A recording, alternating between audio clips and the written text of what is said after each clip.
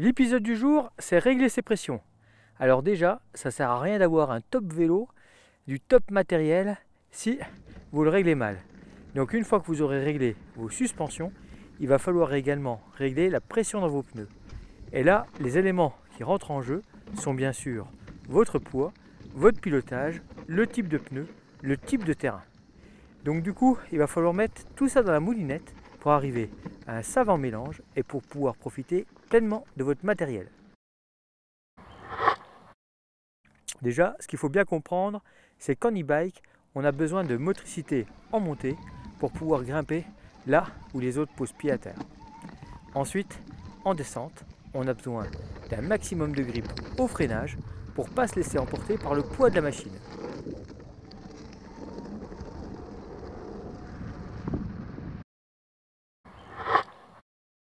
Donc là, il ne faut surtout pas trop gonfler, car surgonfler, c'est transformer la sortie de VTT-AE en ping-pong.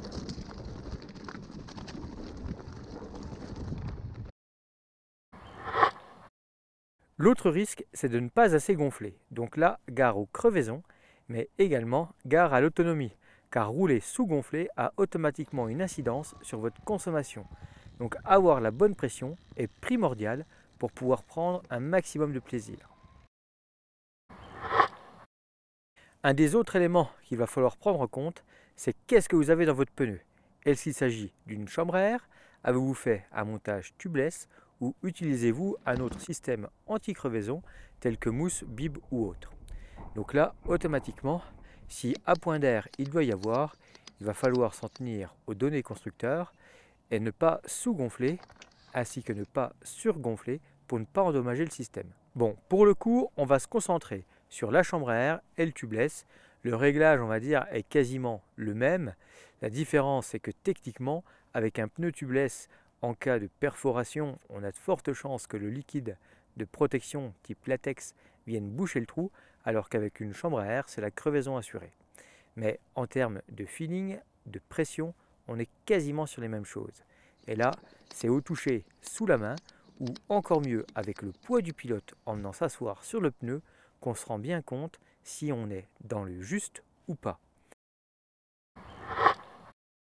Si vous êtes surgonflé, votre pneu ne se déformera pas du tout. Mais quand même, gommer les aspérités et profiter de l'hypersensibilité des pneus en termes de confort est quand même le top. D'où l'intérêt d'ajuster sa pression au mieux.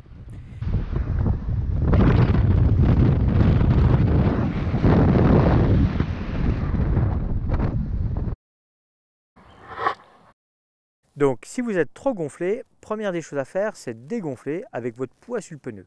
Là, eh bien automatiquement, le pneu va commencer à faire un joli boudin, un joli ballon, et à un moment donné, vous allez commencer à voir la carcasse se dessiner, c'est-à-dire la trame, le tissu de la structure. Donc là, arrêtez. Si vous dégonflez trop, vous allez abîmer cette carcasse. Donc il faut quand même rouler avec un minimum d'air pour profiter de la rigidité de la carcasse. Et bien ensuite, procédez de la même manière sur la deuxième roue. Une fois ce réglage réalisé, je vous invite à connecter une pompe ou un manomètre pour avoir une idée de la pression et voir si vous êtes dans les mêmes fourchettes entre ces deux roues réglées de la même manière. Là, logiquement, si vous avez un bon feeling, vous aurez les mêmes valeurs.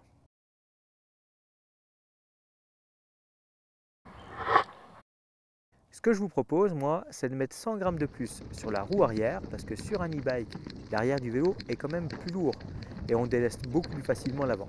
Donc, imaginez 1 kg ou 900 g à l'avant et 1 kg ou 1,1 kg à l'arrière sur un format 27+. Avec des pneus plus classiques, comme des 29 par 2,5 qui sont derrière moi, et bien là, à ce petit jeu-là, j'ai 1,350 kg à l'avant et 1,450 kg à l'arrière, montée tubeless. Et là, le grip, il est d'enfer, que ce soit en montée ou en descente. L'autonomie est également là.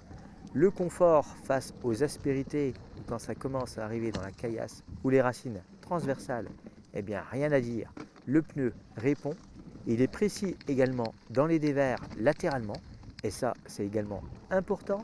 C'est vraiment magique d'avoir un pneu qui a du grip, qui répond bien au freinage et surtout qui permet de bénéficier d'une bonne autonomie et qui résiste le mieux possible aux crevaisons. Ça, c'est également essentiel. Donc régler sa pression pour ne pas transformer une sortie en galère et ne pas avoir à sortir les chambres à air ou autres systèmes de réparation tels que mèches ou autres. Eh bien, rouler d'entrée à la bonne pression et surtout contrôler celle-ci, je ne vais pas dire avant chaque sortie, mais au moins une fois par semaine. On ne sait jamais. Mais bon, checker son vélo avant de partir rouler, ça fait partie également du job pour faire une bonne sortie et pas être ennuyé sur les sentiers. Bon, dans quelques temps, on aura le Hutchinson Connect Tire. Et là, eh bien, on aura vraiment des infos très intéressantes puisqu'on aura les surpressions durant le roulage.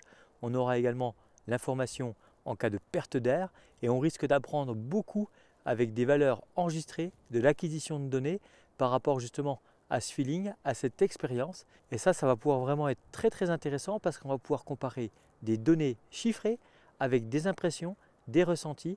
Et là, on va encore progresser en termes de connaissances sur les pneumatiques de vélo.